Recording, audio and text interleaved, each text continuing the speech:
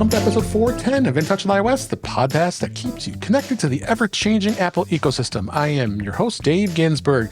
Each week, we break down the latest news, updates, tips, and hidden features across iPhone, iPad, Apple Watch, Mac, Vision Pro, and Apple TV, all with insights from friends, experts, and the Apple community, because here we read the release notes so you don't have to. So let's see who is here this week. Great to have a great panel, and we'll start off as always in the number one slot. Jill McKinley, how you doing, Jill? Well, I'm doing fine. I get called on like this at work because I'm early to all meetings, so I always get called on first. I am doing great, and it's a lovely week, and I'm so excited to be here. Well, I'm so excited to have you being here. And also here is Marty Jencius. How you doing, Marty? Good. Unlike Jill's experience, I went to one of those maybe I should retire meetings today. That was contentious and uncomfortable. And my whole attitude was, whatever turns out, it'll be okay. But there were a lot of people with a lot of investment. Yeah, so Thursday nights are the best. And I plan to spend the rest of the weekend making ice cream. So that's cool. Well, there you go. That's a good week. Also here is Chuck Joiner. Thanks you for being here. How are you doing, Chuck? Hey, I'm doing good, Dave. Marty just won't let go of winter if he's making ice cream. That's no. That doesn't quite seem to be the right season for it yet. Inspired by Jill. It was inspired by Jill. Oh, okay. Yeah. And last but certainly not least, Eric Bolden is here. How you doing, Eric? What do you got behind you this week? Good. Can I get out of the way? Yeah. This week is swans, tundra. Or sorry, Trumpeter. not tundra. Trumpeter swans. Both start with T. Nice. They look really You got your close, swans this but week. Yes. These are the swans I was looking for when I ran into the owl. Wait, did you really run into an owl? He did. We had the owl last week. He did. I mean, Two of them. did you run into them, or you just? Well, said, no, hey, they hit my Prius. Oh, wow. I mean, So the Prius hard was that- at a stop sign. Like, Oh. Yeah, so they hard. hit the Prius, hopped into a tree. One was kind of stunned, staring at me like, how dare you interfere with my argument? Yeah, it was the whole thing. Yeah, it hit him so hard, you couldn't tell it, but they really were cross-eyed. It's a good thing birds aren't real. Don't get into that again. Oh, man. Yeah, don't get into that conversation again. Personal note this week, this is my final broadcast here in the old studio, which would be my old home. We had we were on move eve. I am moving into a new home, which I'm really excited about. But I had to make sure I'm dedicated to this show. Wanted to make sure we get an episode in this week before everything all goes crazy. Yes, next week I'll be having the new studio set up, and I'm excited to bring some more amazing content with all of you guys, and always the support of this great panel. So it's going to be some fun times here. I tell you, I've already doing a little bit of work here as we record, and tomorrow's going to be the big day. So it's going to be a tiring day. I'm a little tired already because there's a lot going on today as well. So, looking forward to it. But hey, there's Apple news continues on, but you have to keep doing it. And let's hit it here. A lot of stuff on Vision Pro this week, as well as beta. They had some new versions come out. We got a little bit of Mac and other topics that are hitting there this week. But first off, Vision Pro, as we do, is in touch with Vision Pro this week. They did release beta 2 of Apple Vision Pro for developers. And there really wasn't much that I could see that we really got. Just again, I think it's just they're doing some polishing. They're getting some things in place to validate compatibility and such. I didn't see anything after I updated it. We had it all prepared. Unfortunately, I've already had a little bit of a crazy technology failure, so we didn't have Vision Profiles this week. But we'll make it up a little bit here on this show.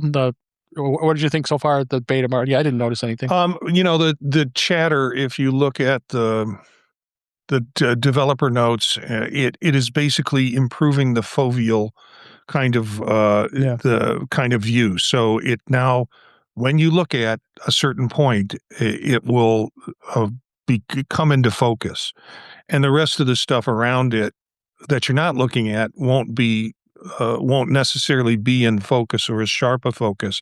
That saves battery, that saves screen. So this is the kind of stuff that eventually will translate into glasses, I think. Yeah. Yeah, I've got a link to in the show notes for the release notes. We'll give you some really hardcore notes if you so want to view it. Eric, did you stay on beta, or are you back to the regular version? Thought about switching back, but no, I am still on beta. I was a little slow to upgrade to the next beta because I was a little worried after Monday. I thought, well, I'll give it a couple of days. So it's rebooting right now. Okay. And then, well, if you would have went back to the regular version, Apple did release a version 26.3.1 that just came out today as we're recording. It was a minor update to the visionOS, and it can be downloaded through the headsets as we normally do. It's fixing a flickering issue in the Apple TV app. I guess there was a little bit of flickering that was happening when you're watching sports content with multi-view in the Apple TV app. So if you're running the standard, which most of you are out there on Vision Pro, make sure you update 26.3.1. That's out as of today as we record. So, any comments on that, guys? Nope. Good stuff. All right. So let's go into. I found this interesting article here about crafting the cosmos, the design behind the Apple Vision Pro's environments. And this was an interview. We sat down with Yuri Amoto and Matt DeSuro on the process, purpose, and art of building worlds. The particular quality and stiffness that descends within you, put on an Apple Vision Pro, and you find yourself at the edge of a mountain lake, or not in a room anymore, or you're looking at Jupiter, which we talked about that extensively, why they didn't have that released, right, guys? And I still use it to this day because I think it's so amazing to see Jupiter in the backgrounds here. So it goes through some of the technology, and Yuri is actually is the visionOS product marketing team, and then Matt is on the human interface designer team with the visual effects artists, and shows how these environments are conceived and constructed. And environments are just merely scenic backdrops, and that's what they are. I think that we have a lot of great backdrops that are out there. They're really amazing the way you can have just that background and not just a plain old you're looking at your desk or you're looking at a wall. You can have these environments so you're always in the kind of immersive throughout this system. So I found this fascinating to see where these guys have gone with these backgrounds. I'm hoping that we go see more. We don't see a lot of them. So what are your thoughts on this, Marty? I know we always talk about this pretty extensively. Yeah, I think the article is fascinating, and I think for folks who are interested in how these things develop, and how they're put together is great. I'm not an environment guy. Some people say some people say I'm already on Mars, that I don't need to be surrounded by it. But it allows me to have some context for what else is going on in the world around me while I'm working on it. So even if I'm watching a film, I rarely go into cinema mode where I'm surrounded by black, and then the movie, I like to have a big screen crossing my living room, but I have never been turned on to environments. Huh. What about you, Eric? I like the backgrounds. Yeah. I like environments. I'm kind of with Marty that I don't want to be fully immersed because I want to see when a muddy dog that has just taken a big drink comes in from the side so I can avoid it. Yeah. There you go. However, you don't have to be fully immersed. You can just turn the dial back a bit and have just a little bit. And since a lot of times I'm using the Vision Pro and I have my feet propped up in front of me, if I go to take a screenshot, I really don't want my feet in the screenshot. So I have the environment turned up. It's just enough to cover my front field of view. And then I can take screenshots and they all look clean. I don't have, books and stuff in the background. It's kind of a nice mix. The full environment, though, especially if I'm working late at night, it seems to help to have kind of known sounds going on. So like the lake one, the water, or if you get something happening in the just so it's not totally silent, kind of helps. Yeah. There was a good just kind of a quote here that Matt Discerno, he reflected on the Jupiter project, and it's a great example of designers, artists, and engineers coming together here at Apple, problem solving, innovating, and just finding ways to make this come to life, which is really a testament to the love of the craft of creating these environments. That love of the craft is ultimately what separates these environments from the spectacle. They are all demonstrations of technical capabilities. They are spaces designed to be inhabited quietly, unhurried, and the kind of attention that makes a user forget, however brief, of that any of it was made at all. So that nice quote there, really summing it up to what these environments can do for you. But again, it's not for everybody. I guess I can understand that, Marty. I don't use them all the time as either, and I think I like them sometimes, and sometimes I don't. Yeah, I like to check them out. Yeah, I mean, most of them to me are just kind of foggy and cloudy and dreary. But the Jupiter one in particular is pretty amazing. I just don't want to work in that environment. I'll put it in and have that experience, but working surrounded by work with it, not for me. I use them in my Oculus, and I like them quite a bit, and it's just not anywhere as near pretty as it is in the Apple Vision Pro, but I do like them. Yeah, no, I definitely think it's something that is can be pretty cool, honestly. Anything you want to add, Chuck? Only that the environments. I'm not a Vision Pro person, but the environments have intrigued me. The ones that I've been on. I know there are people that say they go and they do all their work in that environment, and I have to admit that some of those have been very appealing because they are so high quality. So, yeah, I offer that only as almost as a non-Vision Pro owner who has seized some value in that. Yeah. I think a lot of Vision Pro owners do find some value to the environment. We experience it with all the immersive videos we've been watching, especially with the actively with the sports content, with the Lakers notably, to really. And even more. There's just more stuff to really experience here, which is really cool. Yeah, I live in a small city, and I wish I was out in the country or in the woods or next to a tree. And so it helps me get out of feeling like I'm in a city. Absolutely.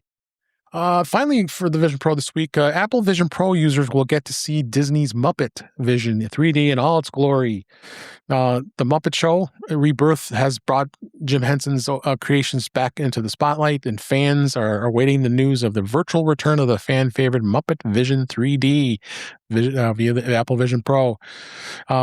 Jim Henson, of course, was responsible of all the world's most popular entertainment, and even Apple has some in their studio. We're not here to talk about Fraggle Rock, he says, but instead a green guy with his friends that are a little more popular, Kermit the Frog. It's a great time to be a Muppets fan, and as Seth Rogen's new special seems to have successfully revived the brand, the longtime fans recently packed the theater for the first time in forever, and mourned the loss of the popular Muppet Vision 3D attraction that was there at the Hollywood Studios in Orlando. So it goes through a lot of the background and some of this things here, but I would love to see how it's going to look on the Vision Pro here, being at the theater and experiencing Muppets in 3D or maybe even immersive. What do you think, Eric? Oh, I'm looking forward to it. Yeah. I will just wait until I can see it. I have high hopes. Yeah. Same with you, Marty? Yeah, I think this will be a fun little thing. The question I have, is this going to be tied to a Disney Plus account? That if I want to see it, I have to have that account, or how this will be dispersed on to Vision Pro. So, it's an added value to having that account, but it's also limits the availability of it for everybody. But who doesn't like the Muppets? Who doesn't want to be immersed with immersed with animal? And the band, yeah. I love Animal. So we'll see what happens. Great. Continues to see some great content. So let's go ahead and move on to beta this week. A beta was released across all of the platforms. Apple seeded the second betas of iOS 26.4 and iPadOS 26.4. It's the second betas, and they brought across some new features and such that came across here. We've talked about the Apple Podcast app getting native video playing. They're doing end-to-end encryption with RCS, and the stolen device protection enabled by default. So kind of the same stuff we've kind of talked about so far across all of the betas here. The home screen, the edit menu on the home screen was more transparent, liquid glass. Games apps made some moves to the search bar. A lot of those little subtle things have changed here. Accessibility and they had some slight changes as far as what they did with beta updates. They may and if you had betas toggled on but don't install any betas for a 4-month period, it'll automatically switch you to the public release audience. That's a new one. So you even though you pay for a developer account, you're going to get forced to move to public. I find that to be a little fascinating. Why Apple would do that. So there is still no new margin characters. Gosh darn it, and a number of other features. So far, nothing crazy. I mean, Apple will continue to evolve this and see where we go with that as far as that goes. I think 26.4 is going to get released probably in late March for all users. That's going to be the next big iPhone update. And while we're doing beta testing, their track record tends to be around March timeframe when they go to a .4 update. So we'll see where that goes when the new update happens. As well as you have a couple things that have been added here as well. They did some changes to tvOS. The tvOS and watchOS have come out. tvOS is going to have 3 new changes coming.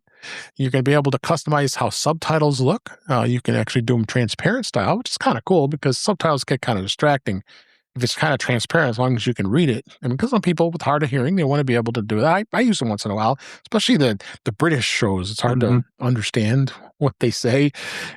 So this is you can do it for classic large text outline and transparent background. So you got some more flexibilities. And they have an HDMI output setting called the continuous audio connection option for users, which is it's been added to improve compatibility with Sonos speakers. Interestingly enough, Apple describes the toggle as it's using Dolby Matte connection. Don't know what that is. Probably should look that up. And seamless transitions across formats. Older receivers might indicate Atmos, but the original audio will play as intended. And we talked about this. No more movies and no more TV show iTunes apps. Who does that anymore? I mean, if you're buying movies or you watch movies through Apple TV for Apple TV subscriber, then there's no reason to keep that going anymore. So those are going to be gone. So that's most stuff I've even talked about with Apple TV, honestly.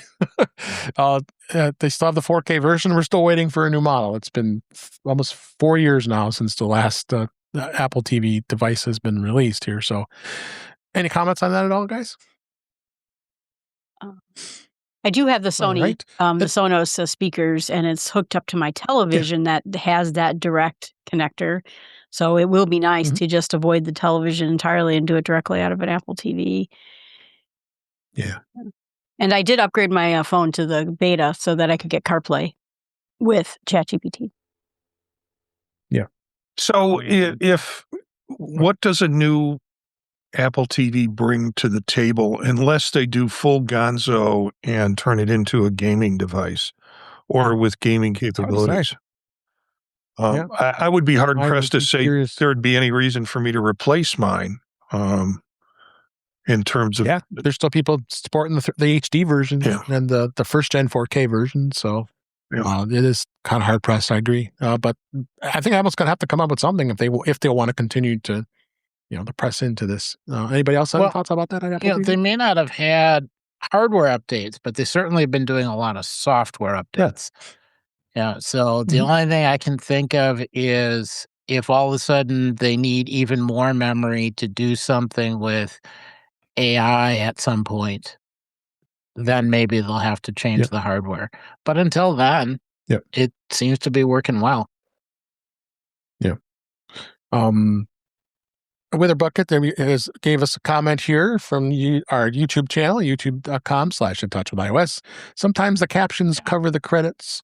Older shows, and then the show show them as the episode starts, and then you can't read both. So that this is probably a welcome thing to be happening here. So that's a good comment, and come join us live. We're always here when we're recording the show here. YouTube.com/intouchwithios. Thanks for being here with the bucket. And Craig was here as well. Thanks for being here as well. And others are out there watching us in addition to here. So one more thing with beta, with In Touch with Mac, the second beta of Mac OS Tahoe 26.4 is now available for public beta and developers. There really isn't much things other than the big topic of the day was two things: a charge limit feature, so Mac users can select a maximum charge level from 80 to 100% for MacBooks, MacBook Pros, MacBook Airs, and then they did also bring back the compact tab layout in Safari for those who missed the option in earlier versions of Tahoe. Then there's going to be the Silicon Macs who are running apps that rely on Rosetta. They'll start seeing warnings about the upcoming end of support for Rosetta after Mac OS Tahoe in 27. Apple will phase it out completely for the Rosetta support. So you better get going on that. Same thing. This is the end of the road for the Intel processors for Macs with Tahoe 26. So that's it on the Mac. Let's go ahead and hit some of the more other topics that are out there this week. This one kind of perturbed me. 1Password. I've been a 1Password customer. I look back, I think I've had it for 20 years. I'm sure many of you here probably could be the same thing. And I have never remembered them do any of a massive increase in price since this is here. As I said, popular password management app 1Password is set to get more expensive. The prices are supposed to be increasing on May 27th of 2026. An email was sent out to customers this week, and I did get one as well. And subscriptions prices are going to go up as high as $12 per year. So the individual plan is going to go from $47.88 from $35.88. Family plans going up to $71.88 up to from $59.88. And the pricings per month for the individual plans $3.99 from $2.99 and $5.99 from $4.99. That's an increase of anywhere between 20 to 33%. So that's quite a steep increase here. And of course, 1Password says our mission to have secure, simple, and reliable, the whole mumbo jumbo. You know what? I like 1Password. I was very perturbed about it at first, but then there was an article I saw our friend Adam Engst and Tidbits had said that he started talking about. He has an article there as well. I'll make sure that's in the show notes. But then he got an email later said, "Oh, you're grandfathered into this legacy plan." And I think I kind of was too, because I canceled that. I went back and renewed it, and I still have the same price, the old price. So maybe they're taking care of customers that have been in the legacy plan for all these years. I'm hoping to see more and more people say that, but it's kind of sad to see that this is happening. But I understand too. Times have changed. You got to do some increases. Got to take care of how things are changing. 1Password's not the same company it used to be 20 years ago. It was a nice small company. We always got great service. Got a lot of people you could talk to. We'd have them come to our Mac user groups all the time and talk. And we also have a lot of cool friends that were part of Agile Bits who owns 1Password. So, but it is what it is. Chuck, I'm gonna start with you. What are your thoughts on this? Oh, Dave, you're not going to like me very much, because I look at this as just, first of all, 1Password had to grow up, or Agile Bits had to grow up, just like the rest of us. And the world has gotten more complex. And the salaries for people go up. The costs of operating the system go up. And I always get a little weird about percentage increases because that can really challenge things. I mean, basically, we're talking about roughly $1 per month for a $1 a month increase.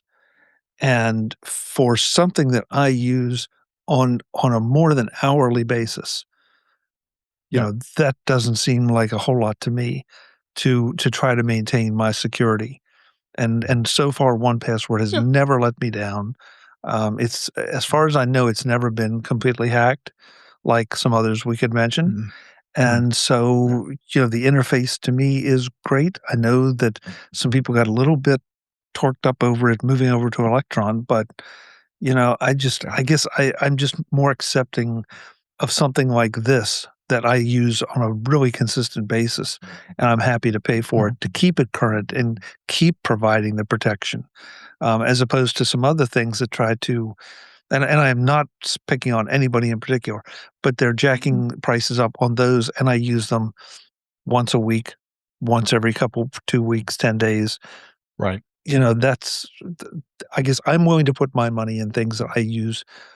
Excuse me. I'm going to put more money into the things I use frequently and support the developers because the bad guys are out there. The bad guys just get better, so the good guys got to get better.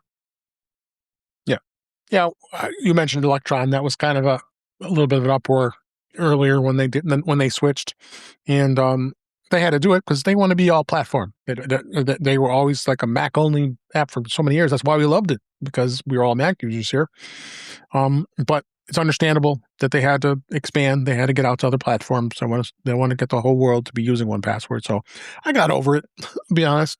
After a while, I was pleasantly surprised to see. I'm hoping to keep that plan, but you're right. I'm using it, and I'm happy with it. I use it every day. And Marty, you have other thoughts too, because you told me you stopped using it because you were tired of all the pop-ups. Right? Yeah, well, since this story came out, it's like, let's go find out what's going on with my 1Password account. And sure enough, I found out that I had 2 1Password accounts. And so I'm looking at kind of bringing that down to 1 if I keep 1. They are basically identical. I transferred over. Right now, it's a library for me. It's an archive. I'm not in, it has some old stuff in there in terms of identification that is not relevant anymore. So I've really got to look at the use of it. What's been happening with me is Apple Passwords has taken over most of what I need to do to get in and out of automatic sign-ons. And then the other things that were like credit card numbers and stuff and other information are part of 1Password, and I never go back to look at it. So I don't know what I'm going to do. I like the idea of having an account there with that stuff in it. Certainly not having 2 accounts with that stuff in it. No. Yeah. Yeah. I mean, I brought it back. I gave in. I was fine with it. But you're right. It's something that I've used for so long, and it does so much more than I should be, that I'm not using, that I want to go back and start using it more.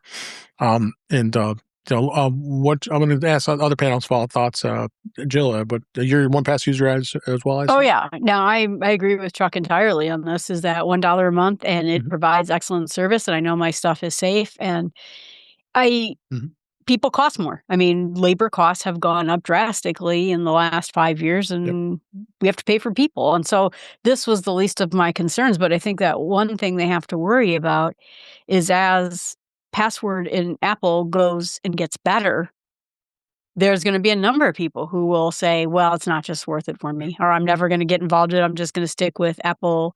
I can't get my friends to go to a Password app at all. And I'm like, well, at least use the Apple one. And they're like, yeah, okay, we get that, because we already have it. But to me, I think this is the biggest no-brainer for me. And there's other things I'd rather cancel than worry about this one. Sure. No, I got over it. I got upset at first, but I'm okay with it. Derek, what about you?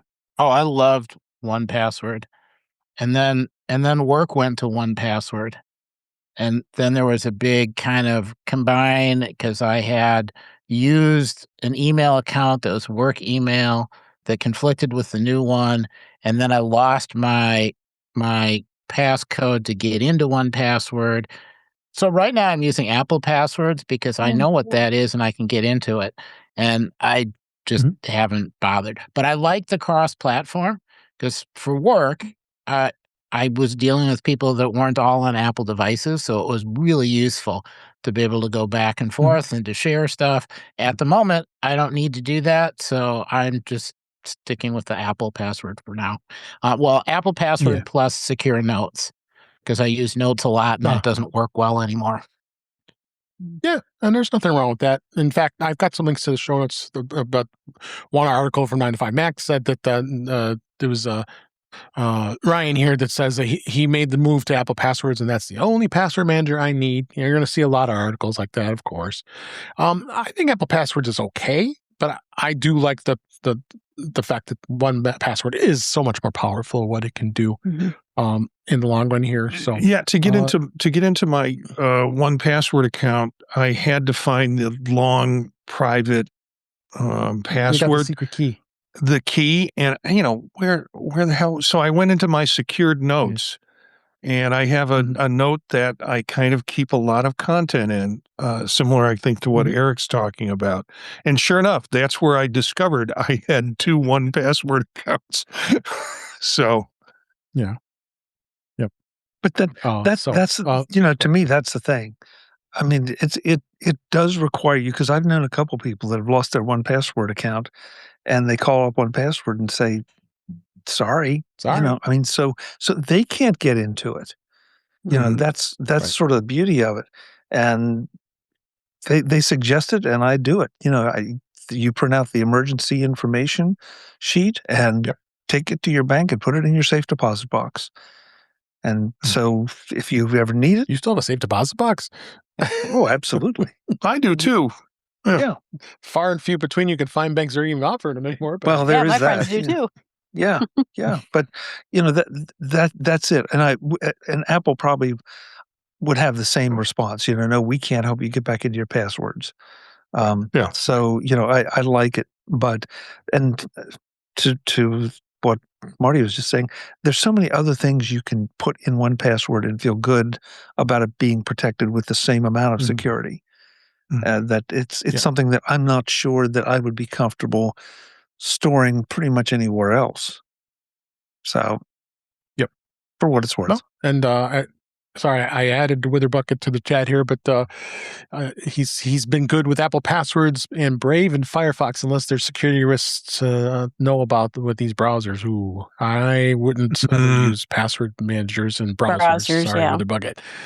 Yeah, I don't think it's a good idea to be doing that. I mean, Firefox has a good system on it, but I don't feel secure. I don't know where those are going, where it's being stored.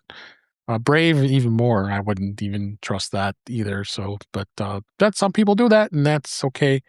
And Witherbucket just had another comment here: the dangers of strong password managers, they keep you out if you lose the login. Well, yes, they do that. Yeah.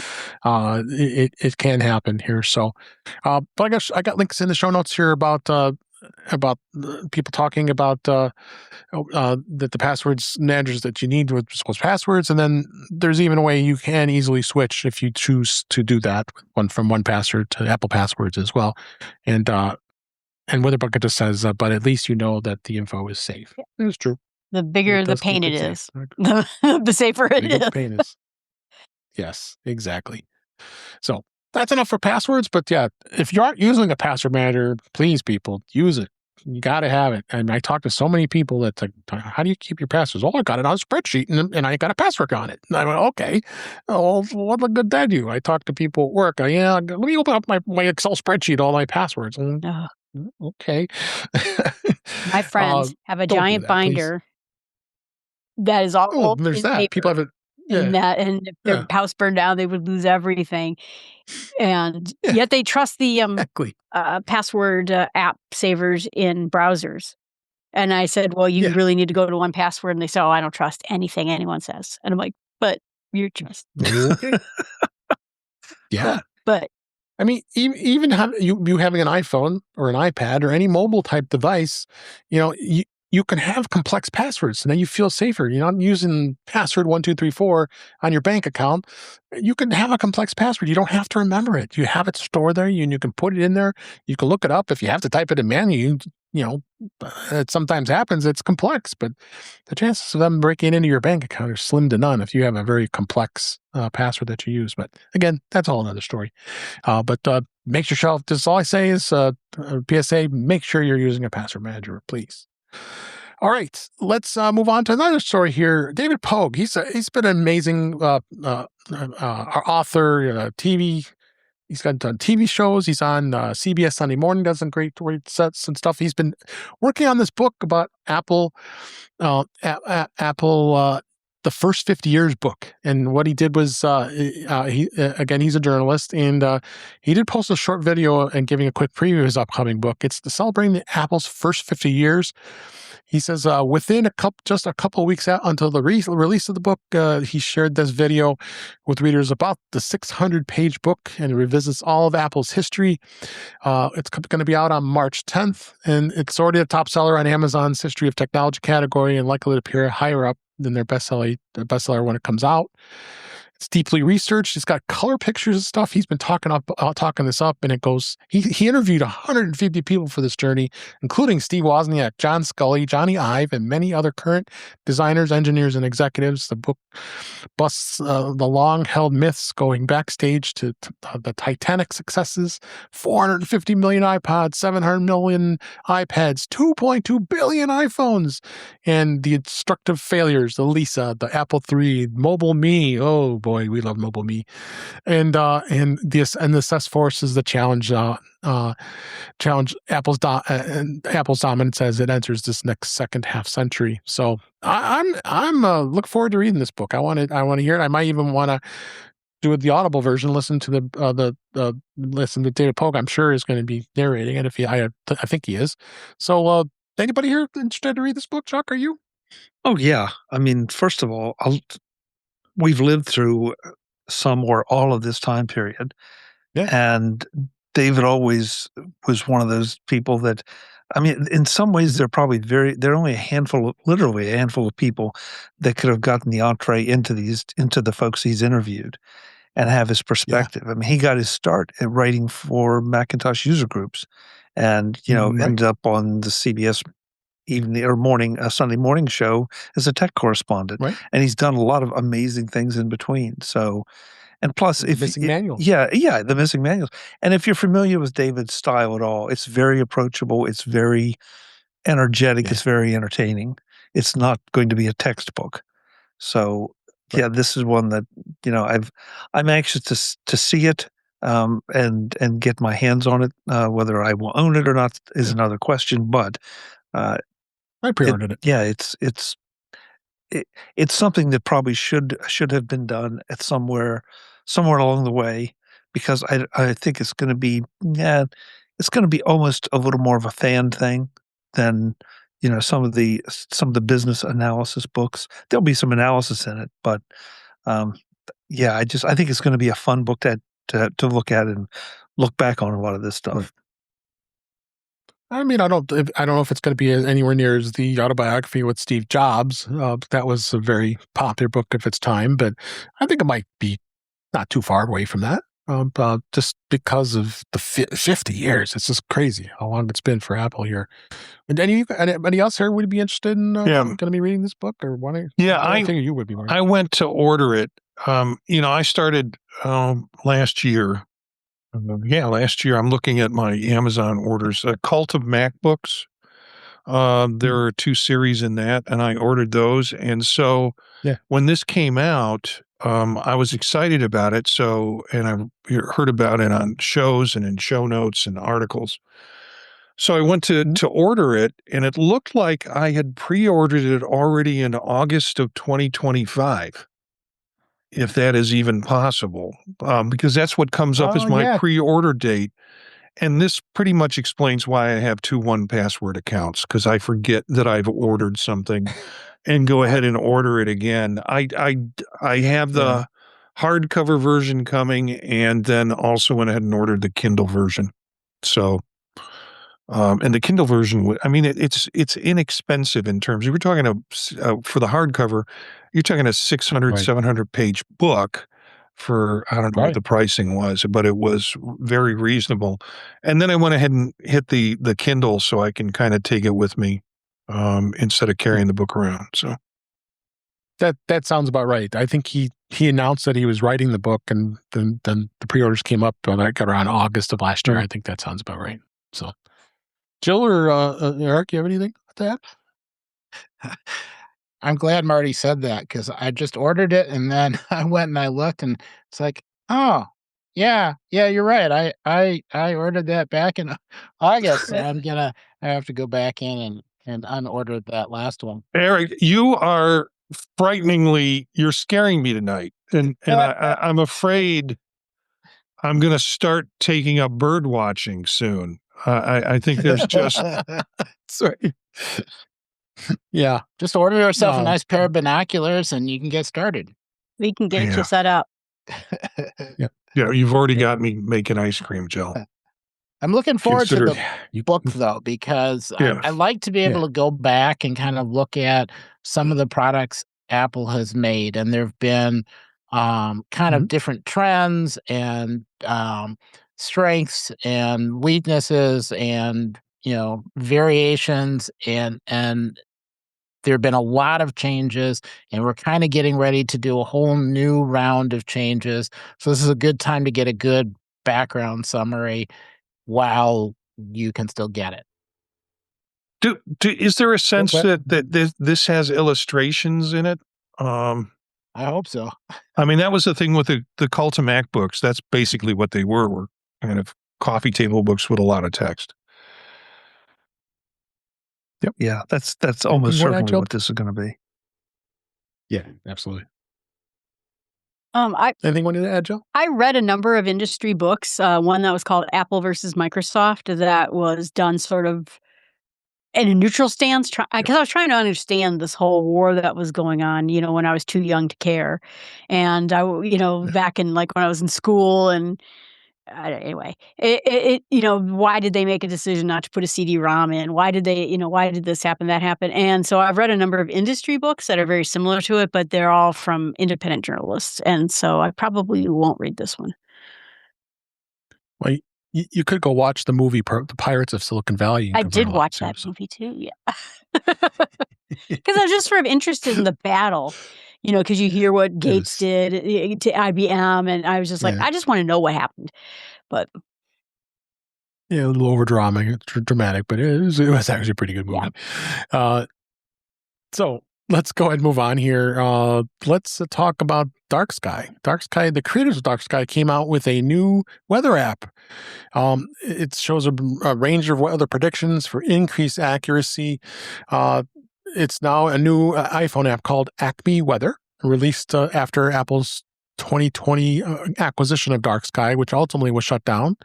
Remember, as they integrated much of its tech into the native iOS weather app, which is not so great, honestly. But it's primarily designed to address the uncertainty of the inherent in weather forecasts, and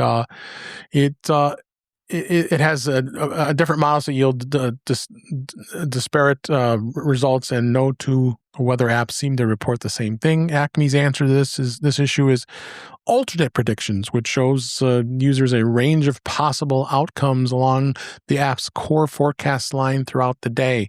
So it's got some different things. I wasn't too excited about the interface. We talked about this on Mac Voices Live, but I wanted to make sure we touched on this a little bit here as well. Since then, Eric, we talked about the whole thing with you have to subscribe to it in 2 weeks, and you have to remember to cancel it, and for a free trial, all that stuff. We don't have to go back down that road, but I've been using it for a few days now since we downloaded it the other day, and I'm curious to see what people think about it now at this point. Marty, have you tried it? Oh yeah, it's like I think I said a couple of shows back, I have to move it to my homepage, so I bump into it every morning and can kind of look at it. And initially, first show, it was like, meh. But, you get into it, and now that there are places you can touch and different things pop up, it's like there's a bunch of hidden good content in there. I think it's a little clumsy in terms of how to set up multiple cities. I kind of prefer Apple's where I can just swipe through the page and go to a different city with this. And I don't see that in this. I see it set up as a bunch of favorites, and I have to pull down and go to whatever favorite I want to go to. But yeah, I'm pretty impressed with it. It has that dark skies feel to it, which is kind of neat too. How about you, Chuck? Have you tried it? Yeah. Well, no, I have not. I take that back. I was going to, but then the subscription thing pushed me back a little bit. And it's weather apps are one of those things that there's so many ways that the information can be presented that the screenshots look great, but if I remember correctly, it's at 1.0 or 1.01. And so I think it's 1.01. Yeah, before I decide to invest even the time in the test period, I'm going to wait and let it mature just a little bit more. But dark sky was always a favorite, so especially with the super short term forecasts, like it's going to rain in the next 20 minutes where you are. Yeah. So I'm hoping they can bring some of that back. Jill, Eric, you want to add anything else to this? I like the community option. So you can do that with Apple too, but this kind of feels more like someone's paying attention, where you click the community tab and then you can tell the app what your specific weather is. So if you can get a group of people in your area or region, they can all report on what their actual weather is, and then you get whatever the app and the models think, and then you get reality and can kind of compare it, kind of like having access to a bunch of local weather stations, but it's real people saying, yep, it's sunny here, it's rainy there, so it's got potential as more people pick up and use the app. I tried it out, and because I'm a weather a weather app fan. I've tried them all, and I liked it. I like the community aspect of it. But right now, I'm down to 2 weather apps. I love them both, and one of them is Carrot, and the other one is Storm Shield. And between the 2 of them, I don't really need anything else at this point. So it just didn't do anything, I guess, additional for me. And you can switch between models in Carrot as well, and it's almost a little bit more clean at this point because you just literally just say switch source, and then the whole screen refreshes with that new source's forecast. And it's a little easier than to see the faded lines on the grids, I thought. So I don't know. I'm interested to see how it goes because I will keep my eyeballs on it because Dark Sky was a fantastic app, but I'm right now very happy with my weather apps. Okay. Speaking of Carrot Weather, I'm a big fan of Carrot Weather. Jeff Gamet, are you missing him this week? How you doing, Jeff? They added some new data this week. They added the Weather Channel data and new dynamic interface. And it is one of the most robust and versatile weather apps on the iPhone. I would really agree with that. It's even more amazing on the Vision Pro, honestly. I think it works really well on the Vision Pro. And it continues to get even better. But they're adding support of the Weather Channel as a data source, plus new discussions from the National Weather Service as a new dynamic interface. The ability of being able to switch between multiple different sources is really cool. Now, Weather Channel is added to that array of data source options, and also data from the Weather Underground as personal weather stations is there as well. It's got tons of data sources. I really like the maps. I mean, I like the snarkiness. I know some people don't like that, but you can turn that off if you don't want to hear it. But they like to be snarky every day. And the widgets, the Apple Watch widgets, and the widgets are great. Widgets, yeah, all good. Yeah. It's just all good. So it's really hard for me not to want to stick with Carrot. I've been a subscriber for a number of years now, too. Anybody else here besides Joel? I'm using Carrot Weather as a subscriber? Yeah, I like it when it calls me Meatbag. Meatbag. And also, it has some gamification that I kind of enjoy. There's the trivia question, find the location of this and this, and get up in the morning, check the weather, and then see if they have another search and find for me to do. And it's always kind of a challenge to really target it on a particular area. So, yeah. Yeah, it's a fun quiz. Now, Chuck, Eric, are you subscribed to use it? I have enough people telling me that, saying nasty things to me that I don't need my weather app saying it to me. You can always turn it off. I turned that off, Chuck, so mine does not say anything mean to me at all. I use it only when I'm on vacation and then traveling somewhere else. And then it kind of adds a homey feel to have somebody insulting me when they're giving me the weather. And then I also use WeatherBug because WeatherBug reports pollen levels, which in a way that's easy to read, and it tells you which pollens are out there from which trees and concentration levels. So if you're trying to figure out what you're reacting to, you have some hope, especially if you're in a region you're not familiar with. Mm-hmm. Yeah. At one point and I have a friend who loves WeatherBug too. At one point, it was kicked out of my company because we called it grayware. It was selling data and it was doing something nefarious. And I don't know if they cleaned that up since then. That was like 15 years ago, but check that out. Yep. All right, let's move on to the news I have this week. Apple has acquired a company that you just kind of found out about. It acquires a startup specializing in AI-powered light and optics design tools. It was according to a new filing with the European Union. Apple has acquired the assets of INVRS, Inverse.io, and hired its founder, who was the only employee. It was spotted and informed to the European Union last October of 2025, would acquire certain assets from and hire the sole equity holder of the employee into that company, adding that the company develops open source frameworks for photonics and photonics research, providing standardized simulation challenges and a public leaderboard for benchmarking and comparative design results. The company's founder is Martin Schubert, who worked as a research scientist at Meta before leaving to found his own company, and spent more than a decade working in advanced display, chip, and optical technologies at Google and Micron. So, Inverse.io's GitHub page says it aims at advanced AI-guided design, focus initially on optics, a space critical for components of AR, VR data centers, autonomous vehicles, and beyond. So another small company. It's a one-man show. Many comments about another acquisition. And yeah, they keep buying AI companies, but they still can't get Apple Intelligence working, right? Would this be for camera? I mean, so we saw them buy the camera app last week, right? And now they bought this. Is it to make their cameras better, or is it to make the Apple Vision Pro better? I don't know. It does say that, which science photonics is this, which is the science of designing components that manipulate light to relevant to the wide range of Apple products, including camera systems, displays, sensors, and LiDAR scanners. So yes. Yeah. So it makes me wonder. Yeah. Well, and I think this will also be really important if you have more than one person interacting with an object. So if you're supposed to be able to look at a scene and pull an object out and then hold a discussion with multiple people, someplace in a meeting someplace, you need the object not to just shift around all over the place depending on who's looking at it.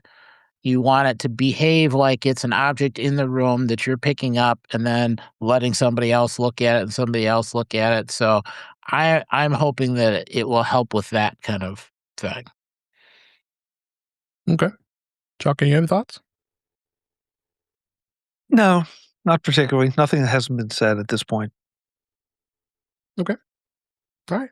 Let's go ahead and move on. Ted Lasso. I haven't said that in a long time. Season 4 release date revealed and for an August premiere. It's got a clear launch window, and when the fans won't have to wait much longer. Its release date set for August. According to Hannah Weddingham, she kind of revealed it. I don't think she was supposed to do that, but I guess she did during an interview recently.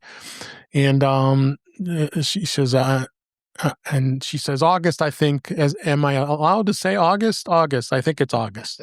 So her comment strongly points to August premiere. I guess so. So it's been a while. 2020 was the first season. Season 2 was 2021, and season 3 was 2023. So we're 3 years ago. It's going to be a chapter for AFC Richmond. It'll have Jason Sudeikis returning as Ted Lasso, but he'll coach a women's squad known as the Lady Greyhounds. Waddingham has already used that phrase in interviews, signaling a fresh start for the club. So how ironic it's going to debut. It places the series shortly after the 2026 World Cup in July, which United States, Mexico, and Canada are hosting. So some ironic stuff there to maybe even get even more excitement, right? Anybody thoughts on this? I am this week trying to rewatch simultaneously, well, not at the same time, but alternating between them, Monarch and Fallout, because those are going to be released soon. And I have to go back to remember all the stuff that happened in that. So after that's off my thing, then I can go back and watch 3 seasons of Ted Lasso. So you haven't watched the first 3 seasons? No, I've watched I'll be honest with you, I watched the first and half of the second, and just kind of went. You got some work to do there, my friend. I know. I got to keep up with the Joneses. You do. Chuck, you have anything? Only that I'm looking forward to seeing what happens. There was such a great run for the first 3 for the quote unquote old Ted Lasso that now I'm anxious to see. I'm optimistic because they brought back so many of the cast the original cast members, and the dynamic with those cast members was so good, and you ended up paying attention and caring about them. And so how they will take this and translate that into a new team is going to be very interesting. But I'm optimistic. I would be worried about it, but they also brought back Bill Lawrence to manage the whole thing. So will add some continuity to it. It's just not let's cash in for a 4th season. And Brett Goldstein is back as well, I think. So. Yeah, think about what. Well, I'm dating myself, but think about what MASH did when they tried to do a spinoff or 2, and it just it All in the Family too. Yes, good point. And it just didn't have the same. And because they were working with such a limited number of the characters you cared about, so that's kind of why I think the additional casting is important.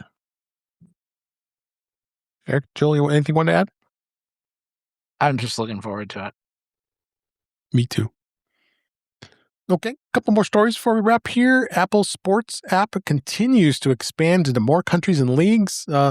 This week, the Sports app on the iPhone is available in 36 additional countries across the Caribbean, Latin America, including Argentina, Brazil, Chile, Jamaica, and a number of others. So it debuted in February 2024, and it really has become a big app. It's doing so much better with its interface and all this great stuff that's in here now. It's available now. So just kind of a PSA. And then finally, you now can follow both the men's and women's NCAA tournaments, basketball with the brackets in real time, showing matchups and results at a glance for each round. That's kind of cool. For those who's into the NCAA basketball tournament, that's a huge thing, especially for gamblers who love to do their brackets and the office bracket and all that stuff. So good stuff to see that this continues to evolve. Anybody want to add anything onto this? There's a big Latin market. I mean, we saw that with Bad Bunny and Super Bowl and their intent to kind of pull in that Latin market. This in the Latin market seems to be focused on football and soccer. And I think with MLS now being part of Apple TV and being part of that account, this just seems like a good kind of way to tie in and pull more folks from those international markets in. Yep. Anybody else want anything? It's still fast. So they've added a bunch of stuff, but the performance is still good. So, and I talked about this on the other show, but I'm really impressed with the golf part because it's really starting to show well, because they're it's not just covering the PGA Tour, it's covering the LPGA Tour, it's covering major and minor tournaments, and major and minor is sort of in the eye of the beholder. But bottom line is that I love the way it pops up and gives me the information without being obtrusive. mine chimes. I'm not quite sure where that setting is, but I like it because it lets me know that it's done an update. So, and I did not use it during football season, or I didn't use it for any other sports. So I don't know how it handles those kind of things, like on a Saturday afternoon when there are multiple games going on. But what I'm seeing here, I'm really, really impressed with the particular sport I care about. Agree. No, it is. So, okay, let's go on another story here. I found this a little interesting. Panasonic, that was the big name in the technology world. I'm sure, Chuck, you've gone to CES for all these years. That was always the big place to see Panasonic's doing what? Panasonic's doing this. But they were the big king when plasma was the biggest TV technology of the day. Or the article says here in Ars Technica, the Plasma King will no longer make its own TVs. It was the last Japanese company still manufacturing TVs. So it was revered for plasma TVs, but it's giving up on making its own TV sets. Today, as was announced this week, a Chinese company Skyworth is going to take over manufacturing, marketing, and selling Panasonic branded TVs. Skyworth is a Shenzhen headquartered TV brand. The company claims it's a top 3 global provider of Android TV platforms. Oh, I'm excited about that already. In July, research from the firm reported that Skyworth was one of the top 5 TV brands by sales revenue in Q1 2025, but they haven't been able to maintain that position regularly. And it was a big announcement. So under the agreement, the new partners will lead sales, marketing, logistics in the region, and Panasonic will provide the expertise and quality assurance and uphold its renowned audiovisual standards with a joint development. So they're kind of still involved with it, seems like. They were wavering with their TV business for quite a while, for the last 12 years. So I guess it was time since the plasma dropped and disappeared. With now everything, the LED and OLED and all that stuff. So Chuck, your thoughts? Yes, plasma was king, and that was the one you wanted if you wanted the deepest blacks and the best when we were all seeking those kind of things out. And then the LEDs got better, and then we've gone through all the different technologies. This is kind of not a surprise because I'm not sure that anybody cares as much as maybe they used to, except that very small part of the market. And as the other technologies have gotten better, the gap closed if it didn't disappear completely. And I don't know about you all, but around here, even the dedicated appliance stores have stopped selling TVs because they can't make any money on them.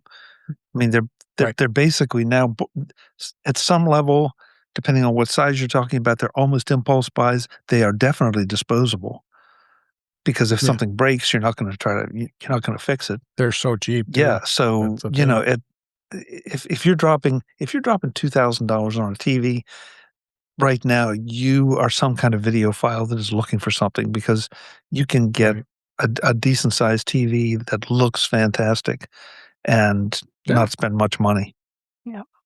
Hey, I've got my curved Samsung 65-inch 1080p TV that I'm about to be mounting on my new wall in my new house, and it's 10 years old, but it still looks great, and there's no reason for me to change it. I mean, I'm not going to be able to enjoy it even more once we get it all set up. So yeah, why change if it's still working? And when you do look at these new ones, I mean, you can buy that same TV probably now for like $500 or $600 in the US. So it's definitely something cool. Webb said something here in the chat here. I have a Sony plasma TV and a furnace. I didn't know Sony made furnaces, or at least put their name on furnaces, but okay. Eric, what do you think? I'm thinking plasma TVs are hotter than I thought. If it's a TV and a furnace. Yeah. I after the iPad came out, I really stopped looking at trying to improve the TV, because an iPad that's right in front of your face is full screen wide, really bright, takes care of everything. And for every place where that doesn't work, I can use a Vision Pro. The only time that changes is when you have a group of people getting together to watch. And then, maybe, but the set I've got works just fine. I see no reason to upgrade it until the Apple TV makes me get something with a higher resolution. Yep. Jill, Marty, anything you want to add? What's it like to have a group of people, Eric, is my question. I think consumers have changed how they consume media. Eric, I think, has given a good example of that with the iPad. We have this blank wall in our living room that I have dreamed to put a nice big television up, and Aileen is like, nope, not going to do that. We don't need more screens in this house. And so everything I consume is about 15 inches away from me on one of the 3 monitors that I have, and that's how I can consume it. I'm in my office. It doesn't disturb anybody else. I have headphones on, and if I'm traveling, it's Vision Pro, it's iPad, it's even the phone hanging from the back seat of the person who's on the plane in front of me. So yeah, I just and I've got a 43-inch television up here in the corner, and with dreams of turning it on, and it goes on maybe once or twice a year. So it's just not how I'm consuming media, and I think younger generations is the same thing. They're not necessarily looking at large televisions; they're consuming it on smaller devices. Yep. I just all right. I mentioned that I have 4 monitors here in front of me, but I should have mentioned the 5th television that's right over there. And I just replaced both of my televisions last Black Friday. And you're right, the one downstairs was $320 and is 55-inch. This one was a little bit more at $450 and is an LG. And you can't make money at it anymore. You think it's just all those companies, Magnavox and Panasonic and all these companies that were known for the TV. Magnavox. And they're gone because making it profitable is insane now and the only way to do it is to sell your data. So then all you can do is just put a box on it so they don't. It's a weird world we're in right now, but they're beautiful and they're $300. Like RCA, Westinghouse. RCA, Westinghouse, the big names, right? Now those are all just names they pay for. And Westinghouse, I think, was founded by Tesla, right? I mean, it's a historic company, or Edison, or something like that. No, Edison wasn't Tesla. Yeah, Westinghouse is a very old company. Yeah. It's sold its name, and it's just they put the brand name on who knows what TV. But I was looking for a small TV for my bedroom, and I could get one for $157. And I'm like, well, there you go. Yeah. How small, Jill? So I'm curious. When 157, how small is? I think it was 45 because I don't need much. So, my room's not big. Yeah, so think about that. A 45-inch TV we would have killed for. Right. A lot. What used to be, when you say a small TV, we're talking a 12-inch screen, and that would have been a small TV. 27-inch TVs was like a thing. Yeah, I mean, yeah. So. I mean, I remember my 19-inch tube TV. I mean, when I worked at Service Merchandise, I had all those big TVs and I had to move up on the shelves all the time. And I saw those TVs, all those tube TVs that weighed a ton. Yep. I think I said to my friend, she was dating a guy who had a 27-inch television. I said, you just have to marry him so we could watch these movies here all the time. She did, but not for the TV. Yeah. That's your story. So going on another, 2 more stories here real quick. This company Samsung announced some phone called the S26. It was an Android phone, but they did do something interesting. They put a privacy display, and we think maybe potentially that could make privacy screens obsolete. They introduced the first privacy screen ever built into a cell phone. Its new privacy display can narrow the pixel light on your phone so it's only visible to you. The new privacy display feature can be toggled on and off, so it's a physical thing, so you can turn it off, which is a good thing. And it's only going to be available in the Galaxy S26 Ultra. And people, the article says, people, it's hard not to want to just kind of look over when you're sitting next to somebody, especially on a plane, and you can kind of do it. You shouldn't do it. I try not to. I like and look, and then I just walk away. I'm like, why would you look at that? Guy's doing his spreadsheets and intense work on something on his laptop, and it's like, that's good. You really should be not keeping that out in public.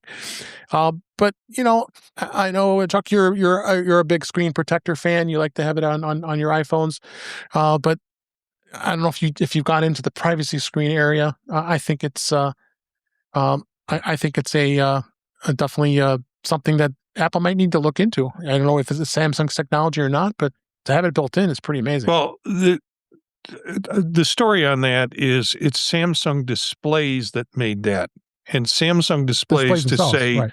Samsung displays will sell to anybody who wants to buy it.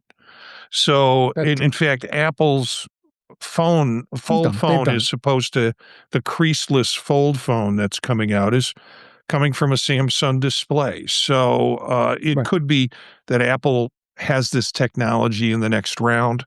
Supposedly the foldable screen that is going to be on the iPhone Fold will come out on the iPhone Fold first and then be passed on to Samsung.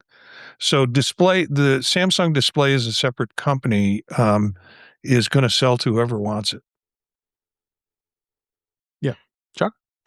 I'll wait and watchfully see. Every time I've invested or seen or tried any of the narrow focus vision thing, privacy things, I'm always disappointed because if I'm right here, I'm fine. If I go that much, then it shaves off half the screen, and it just, I'm not going. If I'm that worried about it, then I'm not going to bring the information up on my screen. And some of the things that people do put on their screens in airlines when you're right beside them shouldn't be put there in the first place. So, I'm not going to bring up any ultimately confidential things. I'm not going to access my finances or, Sure. It's one of those that, yes, and usually I'm the guy that's a lot more privacy advocating and privacy minded. But this one is, they have to figure out a way to make it better for me as the owner of the device and not make it something that I have to move around and scrunch around to try to make sure I've got the right angle on my screen. Yes. Anybody else want to add anything to this? I have watched people, and I try not to. You're right. I watched someone in a local company do a marketing thing for a local big company around in this town, and I was like looking at like, cool, they're doing it right in front of me. And then I'm like, oh, what are you doing? Stop looking at their screen. And one time I was on the plane reading my work email, and this guy was just looking at it. I'm like, can I help you? So you're right. I try not to, but it would be nice if it were just built in. And I hated all the privacy things my company shoved at me too, because they're awful. Yeah. Just ask for a Vision Pro. Yeah. It's very private. Very private. It is very. This means I won't be able to creep out on Eric's, when he's on the plane next to me, creep out on Eric's OnlyFans page when he's going through his OnlyFans. Dang it. Yeah. Well, if I'm filming, you still can. Yeah. Another aspect of this that I read about was it will have normal screen, so a normal pixel looking screen. Yeah. But you can set it so your notifications come, and the notification comes up with the privacy piece as part of it. So anybody sitting the site will not be able to see your pop-up messages or messages as they come up. It's an interesting technology. I agree with Chuck. Let's see what happens with it.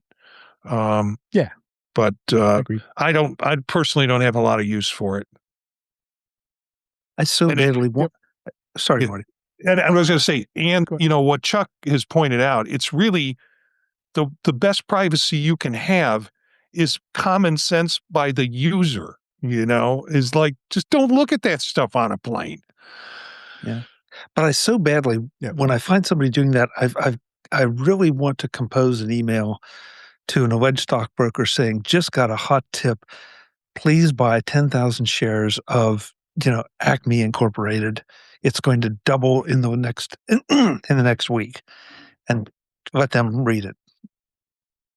I worked for a company that demanded you work 24/7, and that when you had a phone, you read your email every instant, that you were awake, that you were on a plane. And, it's just kind of the part of it. And I didn't like it because it didn't feel private, but it was expected. Yeah.